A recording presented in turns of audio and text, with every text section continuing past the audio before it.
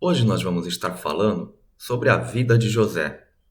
A vida de José divide-se em 6 episódios. 1. A revelação, o sonho de José. 2. A traição.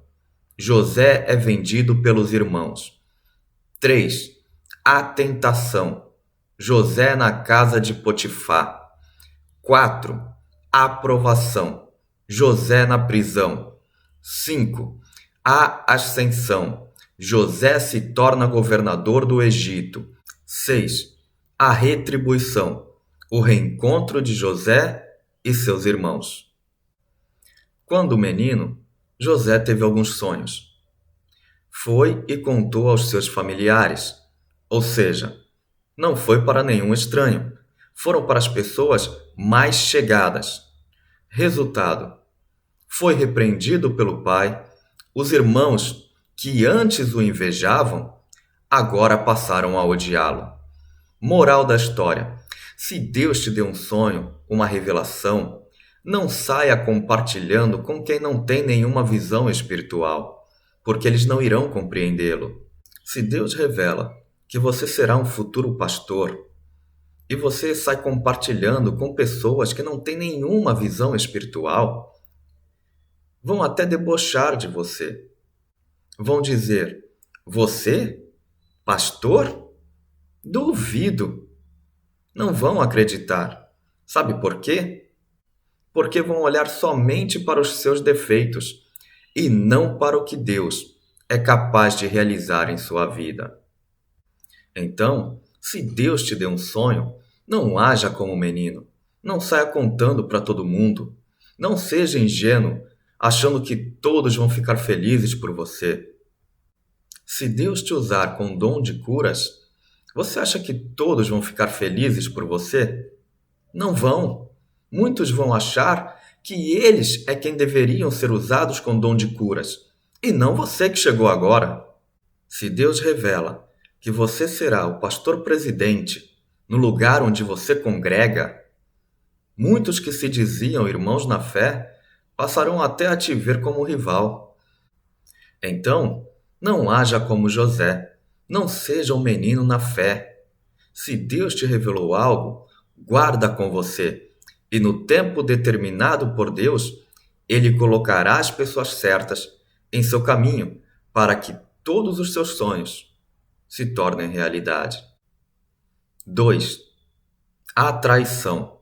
José é vendido pelos irmãos. Após contar os seus sonhos, os irmãos de José, que antes já o invejavam, agora passaram a detestá-lo. Vendo eles que José estava no campo, sem a presença do pai, tomaram mão de José, lançaram ele numa cova e o venderam para os estrangeiros. O que isso nos ensina? Por causa do Evangelho, muitos serão odiados, perseguidos, caluniados. Então, não espere aplausos, não espere reconhecimento, antes o contrário. Esteja pronto para fazer o bem aos que te odeiam, para orar por aqueles que te perseguem, para bendizer os que te caluniarem. Não pensem que por causa do Evangelho vocês serão amados, queridos. Não! Por causa do Evangelho vocês serão odiados, perseguidos e caluniados. 3. A tentação. José na casa de Potifar. José foi comprado por um ilustre comandante das tropas militares de Faraó, Potifar. Potifar confiava tanto em José que o colocou como chefe sobre toda a sua casa. Ou seja, José é quem mandava em todos os outros criados. Certo dia, quando ninguém mais estava na casa, a mulher de Potifar tentou ter relações com José, porém este recusou. Então ela tentou forçá-lo. José, porém, deixando a capa, fugiu, mas não pecou contra Deus nem contra o seu senhor. Moral da história: o diabo usou uma mulher para tentar José.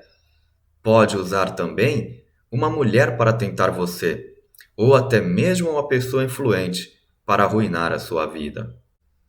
4. Aprovação. José na prisão. Por causa das acusações da mulher de Potifar, José foi parar na prisão. O que isso nos ensina? Muitas vezes, aquilo que Deus tem para nós nos levará a lugares que não desejamos ir. Mas quando estiver lá, não murmure, não reclame, apenas glorifique e exalte o nome do Senhor. Paulo e Silas foram lançados no calabouço, Daniel na cova dos leões, Ananias, Misael e Azarias foram lançados na fornalha de fogo. E sabe o que todos eles tinham em comum? Nenhum deles murmurou, nem reclamou pelo que estava passando. 5. A ascensão. José se torna governador do Egito. Na prisão estavam também o padeiro e o copeiro de Faraó. E naquela noite, ambos tiveram um sonho. E José interpretou o sonho do padeiro e do copeiro. Ao padeiro disse que no dia seguinte seria executado, e ao copeiro disse que no dia seguinte seria restabelecido ao seu cargo. E assim como José havia dito, assim sucedeu. Depois de um tempo, Faraó também teve um sonho. Sonhou com 7 vacas gordas, e depois destas vinham 7 vacas magras e feias, e as devoravam, e continuavam magras e feias. E aquele sonho o conturbou. E ao compartilhar com o copeiro lembrou-se de José, e disse a Faraó que na prisão havia um rapaz que interpretava os sonhos. Então Faraó mandou chamar José à sua presença. E José interpretou os sonhos de Faraó. Disse: as 7 vacas gordas que vistes são 7 anos de fartura que virá sobre a terra. E as 7 vacas magras representam 7 anos de escassez, de modo que a escassez será tanto que os 7 anos de fartura sequer serão lembrados. Preocupado, Faraó então perguntou: e o que devo fazer? Então José disse que se estabelecessem armazéns onde se acumulassem mantimentos durante os 7 anos de fartura, para que pudessem ter suprimento suficiente nos 7 anos de escassez. Faraó então surpreendeu-se com toda a sabedoria de José e disse: para esta importante obra é necessário alguém de confiança. E quem melhor do que você para exercer este cargo? Então José foi nomeado por Faraó como governador de toda a terra do Egito. 6. A retribuição. O reencontro de José e seus irmãos. Quando a escassez veio sobre a face da terra, sabe quem compareceu ao Egito para comprar mantimento? Os irmãos de José. Ao descobrirem que o grande governador, soberano sobre as terras do Egito, era José, todos ficaram aterrorizados.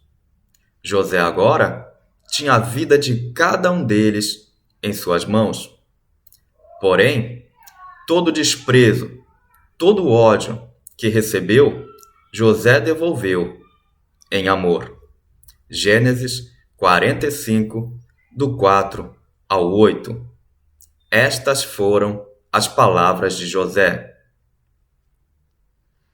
Agora, chegai-vos a mim. E chegaram-se. Então disse: eu sou José, vosso irmão, a quem vendestes para o Egito.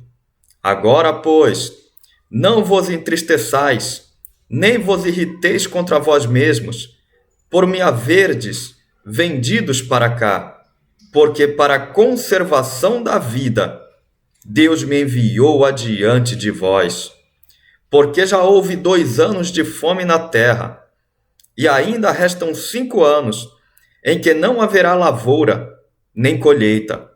Deus me enviou adiante de vós, para conservar vossa sucessão na terra, e para vos preservar a vida por um grande livramento. Assim, não fostes vós que me enviastes para cá, e sim Deus. Quando Deus te levantar, não é para você pisar naqueles que te pisaram. É para que você entregue amor àqueles que não te amaram. Para que você demonstre misericórdia àqueles que não te pouparam.